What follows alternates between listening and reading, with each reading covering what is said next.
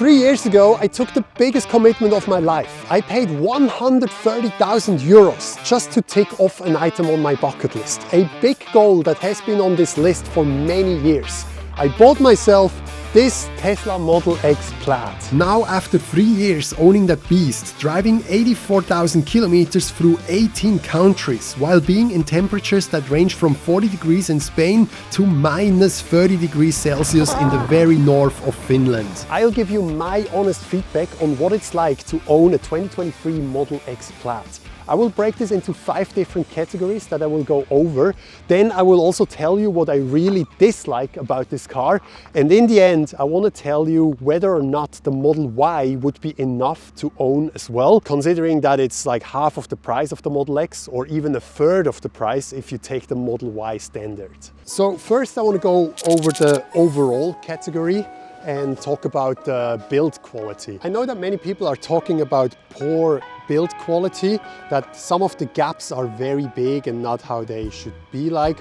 But maybe I just got very lucky with my Model X. I never really discovered something that would be poor. I mean, someone at the Tesla store when I bought it told me that this batch will only be on the first models of the Plaid, so therefore those first models have more checklists, or like just they got more checks, and that's why they made sure everything is correct. However, there's something that I noticed here. From the door closing, this happened.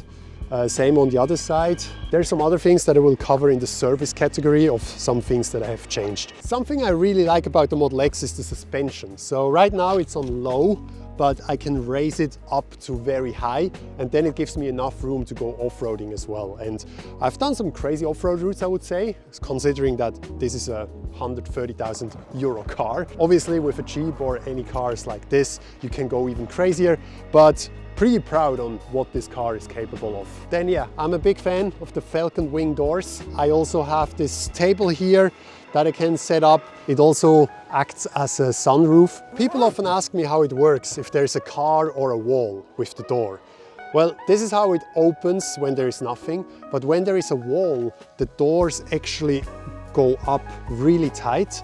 And it can get a bit awkward because sometimes they don't fully open if there's like a ceiling, a wall or a car, and then sometimes you kind of need to go in like this. But luckily, even though I'm tall, I don't hit my head here, but you have to be careful because also when it's closing and you want to go here, it can get very dangerous. So the way that the car recognizes if there's a car or a wall are those cameras here and also here. And on top, where is it? This one right here, that's another sensor. This sensor recognizes if there's something above, and the cameras recognize if there's something on the side here. I really like the amount of space there is. I mean, I have a camping setup. I removed one of the seats to get even more space. It's just a very good camper car. And there are other benefits that come with electric vehicles that, for example, sometimes tolls are free. Like if you drive up a mountain, you just don't have to pay. Then of course, the acceleration. The acceleration of the Plaid is still insane. It's interesting because some people told me in the beginning that, yeah, it will get boring over time, but even now after 3 years, I still love to accelerate because, yeah, 2.6 seconds from 0 to 100 kilometers per hour.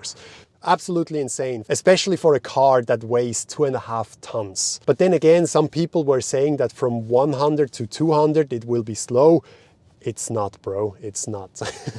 So I had to write this down. So from 0 to 100, 2.6 seconds. From 100 to 200 in 4.5 seconds. From 0, from standing still, to 200 in 7.5 seconds. So that's just absolutely insane. And top speed is 272, which is also just crazy.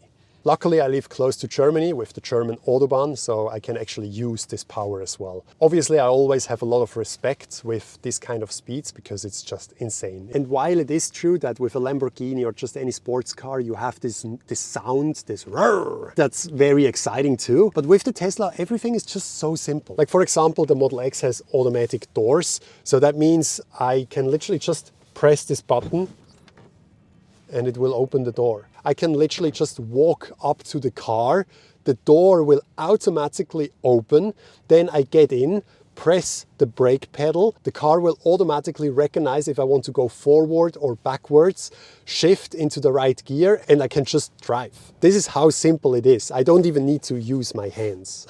And because I'm doing many road trips with this car, I really love the amount of storage room that you have. There's like a really deep compartment here, also on the side. Then because I have removed one of the captain chairs, there's even more room here and I can perfectly sleep inside.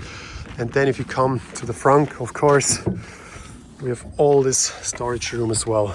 And I actually believe the Model X has the biggest front, maybe the Model S as well, but it's crazy. There's so much room in here.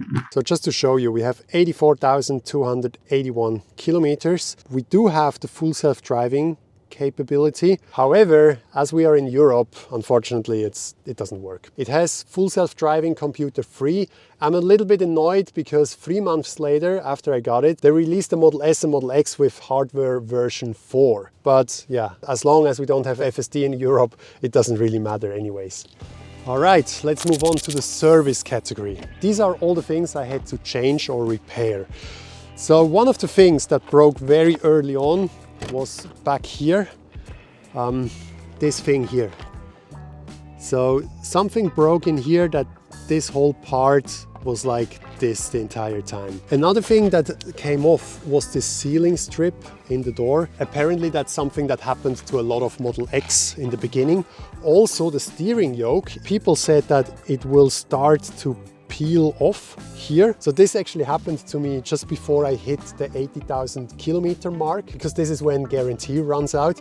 And fortunately, I was able to get a new steering yoke for free. By the way, all the other things like the sealing strip and the thing on the front, that was also something that was in the guarantee, so they changed that. And that was actually a big thing because that would have been very expensive. The driving shafts in the front. So I also heard from other owners, from other Plaid owners, that because of the power and because the acceleration is so powerful that the drive shaft, they bend. I had this noise like maybe after 60,000, 70,000 kilometers. When I accelerated, it did like da-da-da-da-da, and you could hear like, that's not healthy. So luckily I was also able to change that for free. And other than that, oh yeah, there's one thing that broke, which was this panel over there. And I believe that happened on our off-road adventure in the Western Alp. I probably must have hit like a rock or something, and then the panel came down.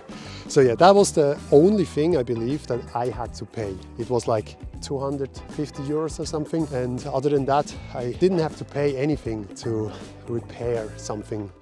So yeah, quite happy actually. Oh yeah, even though now I remember the autopilot can change to the left lane.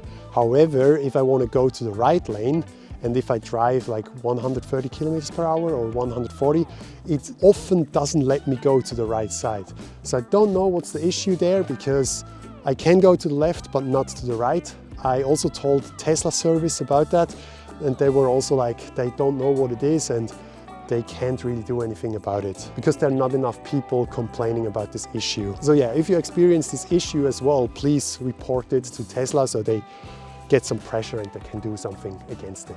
So what about range? When I got the Tesla brand new, it said, I think 530 kilometers. However, that's always something that Tesla says, and real world looks a lot different, because when you're driving on the highway, you drive faster, you accelerate because it is fun to accelerate with this car, then it's not 530 kilometers. But the furthest that I ever drove without charging was from Vienna to Munich, which is around 400 kilometers. But the drive to Munich is only highway, so you drive 130, 140 kilometers per hour all the time. So I was impressed that this was possible. However, now, after owning it for 3 years, if I charge it to 100%, which I rarely do, it only shows around 475 kilometers or something. I think you can check the battery status in the service mode. I think you long press on this and then you enter service as the pin, enter. Wait, is it this one? State of health, 79.7%.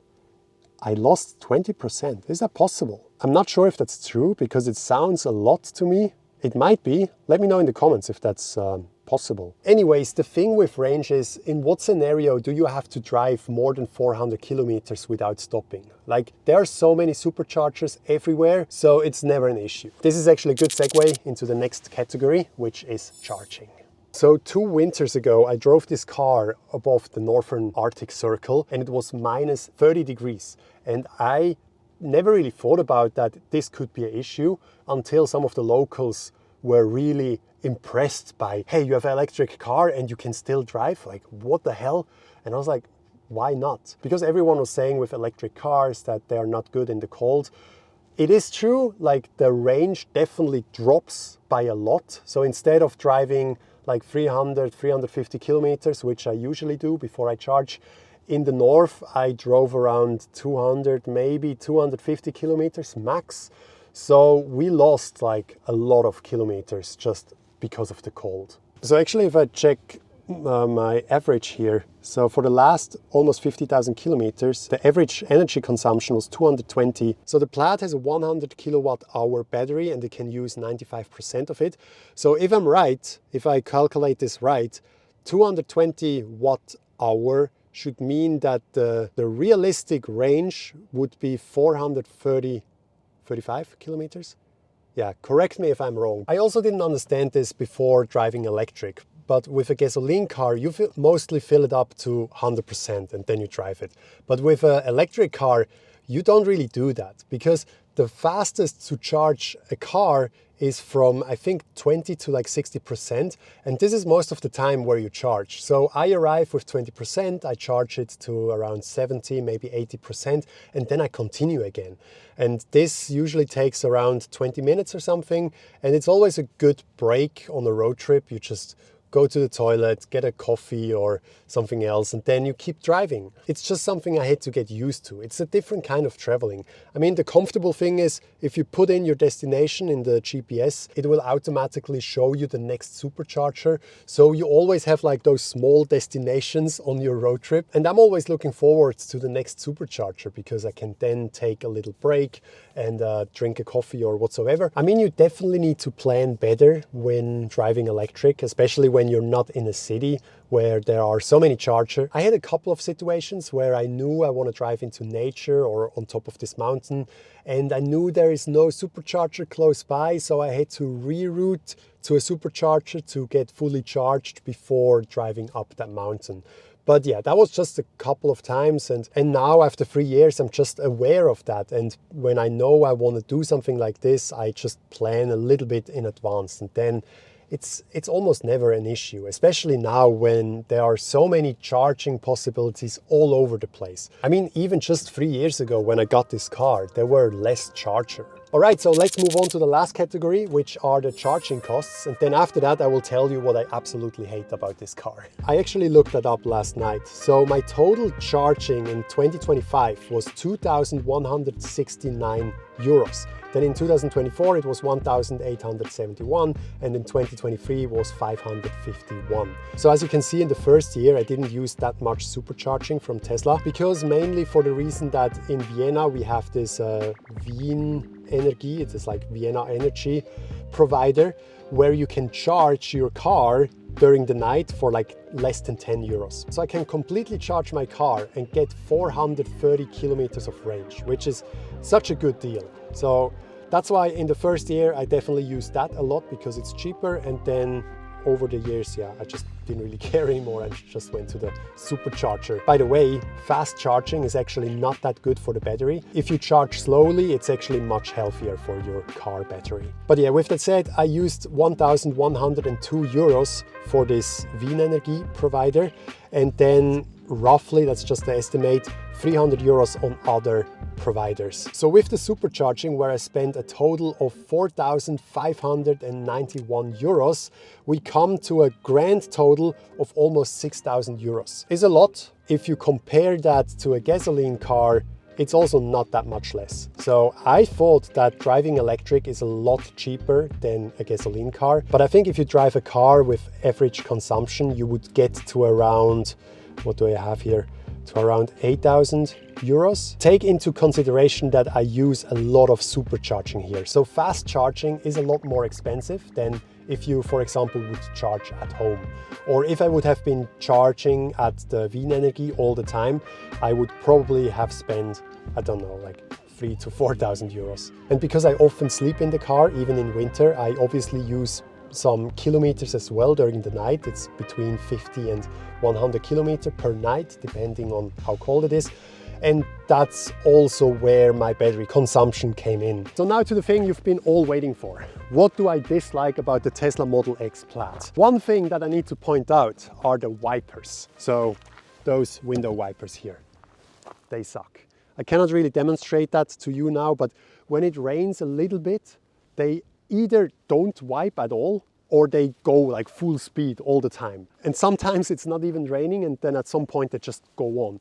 I don't know why Tesla hasn't figured that out yet. Hopefully that will be fixed with a software update very soon. Another downside is that the car is massive. Over 5 meters long and over 2 meters wide. Makes it a little bit difficult, especially in the city. There are a lot of narrow streets in Vienna and sometimes it can be very tight. An interesting fact actually, when I sometimes take the car onto the train to drive from Vienna to Switzerland, it doesn't let me book the train with the Model X because it's too big, it's too long. So instead I have to choose the Model Y and then just hope that they don't say anything that this is not the Model Y. Another thing that was very annoying and that almost made me cancel my order was that I ordered this as a 5-seater, so you can fold down the seats. But then all of a sudden they said they only gonna deliver the Plaid as a 6-seater. So we have 1, 2, 3, 4, 5 and 6. It's just annoying because you cannot fold down the second row. So therefore I had to remove this seat so I can now sleep inside. And obviously because I go on a lot of road trips, I want to be able to sleep inside the car. I mean, fair enough, the 6-seater would cost 6,500 euros more, which I didn't have to pay because I ordered the 5-seater. So I technically got 6,500 euros off. However, where I spent more money and didn't get anything is the FSD. So I spent 7,500 euros to get the full self-driving because I was hoping that at the point I will get this car delivered. By the way, I waited for 2 years to get this car. So I ordered it in early 2021. It's 26 now and FSD has still not launched in Europe. And I have paid 7,500 euros for FSD and it's not working in Europe yet. And that leads me to another annoying thing. So if FSD ever gets released in Europe, it maybe won't even work on this version because it has hardware 3. So only 2 or 3 months after I took delivery, hardware 4 came out on the Model X. So I just missed out on that, which is a bummer. Yeah. And another downside with Tesla, I mean, I told you the things that were broken and every time I had to make an appointment at the Tesla store, it took like a month to get an appointment. So there are long wait times. I really hope that will get better over time, but especially if there's something broken that is very annoying and you have to wait over a month to get it fixed. Yeah, definitely not good. So to answer the final question, would the Model Y be enough as well, instead of spending double the amount for a Model X? The answer is yes, it would be enough because the Model Y is a great car. It has a lot of storage room as well. It is a SUV. It has even more range. The software might be even better as well. However, for me personally, as I'm going on a lot of adventures, I can definitely use the extra space that you have in the Model X. I'm a big fan of the Falcon wing doors. The suspension, of course, because you can lift up the car and you can do even more off-roading kind of stuff, which I'm a big fan of. And then, of course, the acceleration. I'm such a big fan of the 1020 horsepower that this car has. So that's why for me, even though I spent double the amount or even 3 times the amount that you would pay for a Model Y standard, on this, I'm very happy that I decided to pick the Model X Plaid. If you still have any questions that I didn't answer in this video, let me know in the comments and I'm happy to help. Don't forget to subscribe and I'll see you next time. Bye bye.